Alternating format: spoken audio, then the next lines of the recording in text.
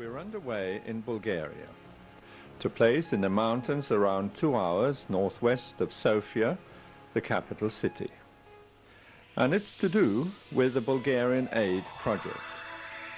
We, Jana Marinova-Jones and myself, I'm Bryn Jones, are on our way to Lakatnik. This is a home tucked away in the mountains for around 100 women who are mentally ill or disabled or both. They have been rejected by family or by some institution or other and have been deemed through some mysterious bureaucratic process in the past to be suitable cases for this home, or rather camp, which we'll soon be visiting. We saw Lakatnik first in 1993 when someone from the Ministry of Health took us here as a first stop on a planned tour of 6 institutions that were in a bad way. We were so distressed but also so impressed by what we experienced that we decided not to go any further. We were looking for a worthwhile institution which we thought we could interest German friends, Quakers and others in establishing a project to support it. And that was the birth of Bulgarian Aid Project. The political changes in Eastern Europe in the 90s had left their mark also in Bulgaria, and that's what brought us to Lakatnik.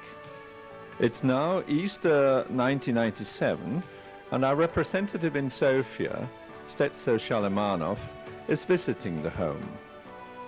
Easter, in the Orthodox Bulgarian tradition, is as important as Christmas is in the West. Established in 1972 by the communist regime, who, incidentally under another name, was still involved in the Bulgarian central government up to 1997, the home or camp in Lakatnik was transferred in 1992 to the local government. The local government have, in terms of homes such as this, no experience, no know-how, and practically no funds.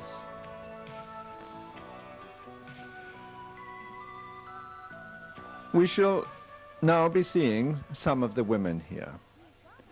As I say, it's just like Christmas and everyone gets a little present. The staff at the home are around about 35 persons, no training. There's no psychiatrist in the home. If they're lucky, a doctor comes once or twice a year. Dental treatment is a major problem. The logistics, such as transport and so on, are a real problem. Everything is a problem.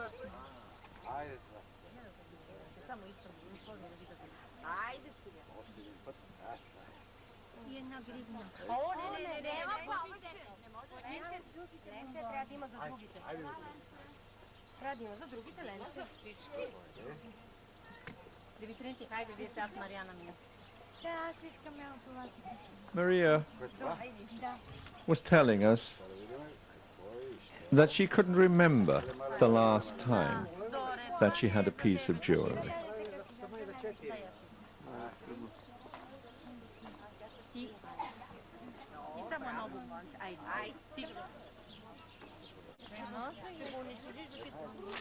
Emily was born with a jaw disfigurement. It was unsuccessfully operated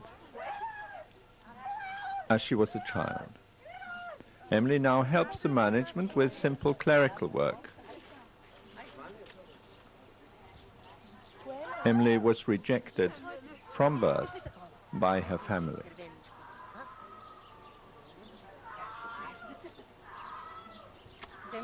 And wants nothing more than to have contact with or with a family. The women in Lakatnik come from all areas of society. Workers, lawyers, talented, simple, complex people, women. all different types of women. Some with a long history of mental illness. What's slowly coming out is that some of them had alcohol and drug problems. But under the old communist regime, young people did not have alcohol problem. Young people did not have a drug problem. So the simplest way was to get them out of the way, to diagnose them as being mentally ill and put them away. Sounds awful. It was awful. It's still awful. So that it's quite possible that some of the women here, even though a present diagnosis would show a condition associated with mental illness, that the real cause may well be iatrogenic, in the sense of having been caused by the very institutions that they were in.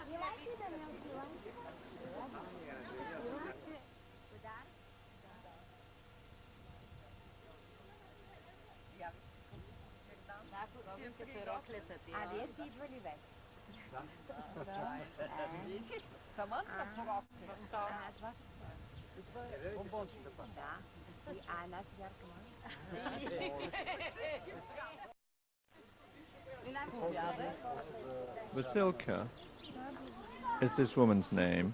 Vasilka, an artist and a poet, presented us with copies of her work every time we visited Lakatnik. Vasilka became ill in the summer of 1997 and died in the autumn. She was one of around 20 women who died in the course of 1997, to a great extent the result of total malnutrition in the spring and early summer.